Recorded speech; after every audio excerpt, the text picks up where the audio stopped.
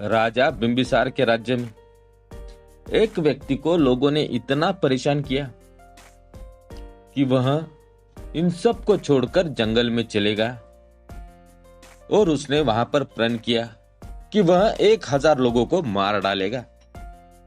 जिस पहाड़ी पर वह व्यक्ति रहता था, उस पहाड़ी पर जाने का रास्ता गांव वालों ने बंद कर दिया था ताकि वहां कोई जा न सके, क्योंकि जो व्यक्ति उस पहाड़ी पर जाता वह लोगों को मारकर उनकी उंगलियों को काटकर उनकी माला बनाकर गले में डाल लेता था। इसीलिए उस डाकू का नाम अंगुलीमाल रख दिया गया। एक समय जब महात्मा गौतम बुद्ध बिंबिसार के राज्य से भ्रमण कर रहे थे, तो वहां पर एक औरत रोते रोते उनके पास में पहुंची। गौतम बुद्ध के शिष्य ने औरत से रोने का कारण पूछा, तो उसने बताया कि उसका पति और बेटा एक व्यापारिक दल के साथ जा रहे थे, लेकिन वह दल से पीछे रह गए। जब उन्हें ढूंढा गया तो उनको मरा हुआ पाया गया। उनकी उंगलियां काट ली गई थी। तो गांव वाले समझ गए कि यह काम अंगुलीमाल का ही है।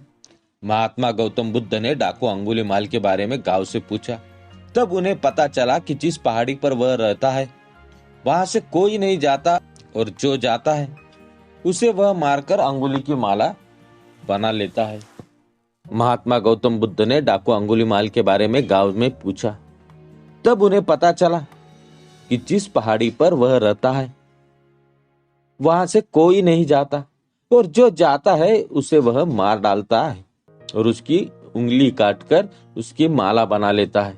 महात्मा बुद्ध डाकू अंगुलीमाल से मिलने उस पहाड़ी पर जाने लगते हैं, तो उनके शिष्य और गांव वाले उन्हें रोकने लगते हैं। तो गौतम बुद्ध कहते हैं कि डाकू अंगुलीमाल को ही मेरी सबसे ज्यादा जरूरत है, मुझे उससे मिलना ही होगा। इतना कहकर वह पहाड़ी की ओर चल देते हैं। महात्मा गौतम बुद्ध अकेले ही डाकू अंगुलीमाल से मिलने चले जाते हैं। पहाड़ी पर पहुंचते ही वहां पर उन्हें तलवार लिए डाकू अंगुलीमाल मिल जाता है। वह गौतम बुद्ध से कहता है कि ये सन्यासी, वही रुक जाओ, आगे मत बढ़ना, वरना मैं तुम्हें मार दूंगा। अंगुलीमाल की बात गौतम बुद्ध नहीं सुनते। वह अंगुलीमाल के पास जाने के लिए अपने कदम बढ़ाते हैं। अंगुलीमाल और भड़क जाता है। वो बोलता है कि हे सन्यासी, तुम्हें अपने प्राणों का मोह नहीं है? मैं अभी तुम्हें मार डालूंगा। गौतम बुद्ध उससे पूछते हैं कि तुम ऐसा क्यों करते हो? इन बेगुनाह लोगों को क्यों मारते हो? तो डाकू अंगुलीमाल बोलता है, तुम्हें नहीं पता इन लोगों ने मेरे साथ क्या किया है? मेरा प्रण है कि मैं 1000 लोगों को मार दूंगा। गौतम बुद्ध उससे बोलते हैं कि तुम इस पेड़ की एक टहनी काटो। तो वह पेड़ की टहनी को काट देता है और गौतम बुद्ध की तरफ देखता है। फिर महात्मा बुद्ध बोलते हैं कि अब इस टहनी को वापस से उस पेड़ से जोड़ दो और वैसा ही कर दो जैसे पहले था। तो डाकू अंगुलीमाल कहता है, सन्यासी आप पागल हो, ऐसा थोड़े ही हो सकता है। गौतम बुद्ध डाकू अंगुलीमाल से कहते हैं कि काटना बहुत सरल है, जोड़ना बहुत मुश्किल होता है। तूने 999 को काट दिया, क्या अब तुम एक को भी जोड़ पा सकते हो? जब तुम इसे लगा नहीं सकते, जोड़ नहीं सकते हो, तो तुम्हें इसे काटने का भी अधिकार नहीं है।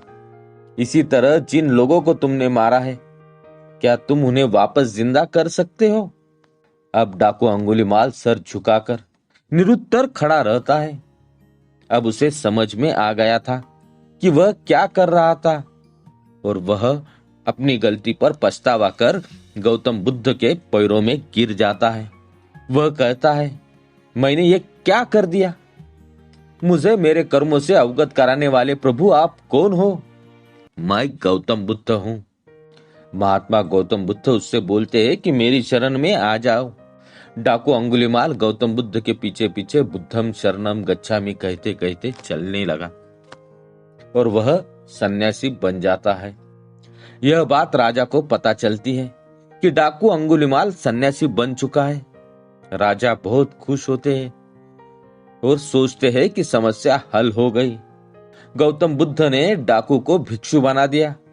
अब अंगुलीमाल भिक्षु बन चुका था। एक दिन गौतम बुद्ध ने उनसे कहा, जाओ भिक्षा लेकर आओ। वह उसी गांव में भिक्षा लेने गया जिनके घर वालों को उसने काट दिया था। उन लोगों ने उसे पत्थर मारे, बहुत पत्थर मारे। वह लहूलुहान होकर गौतम बुद्ध के पास आता है तो बुद्ध पूछते हैं कि दर्द हो रहा होगा? तो वह कहता है, यह दर्द तो शरीर को हो रहा है, आत्मा तो शुद्ध हो गई है। अपने विचारों को बदलने की जरूरत है।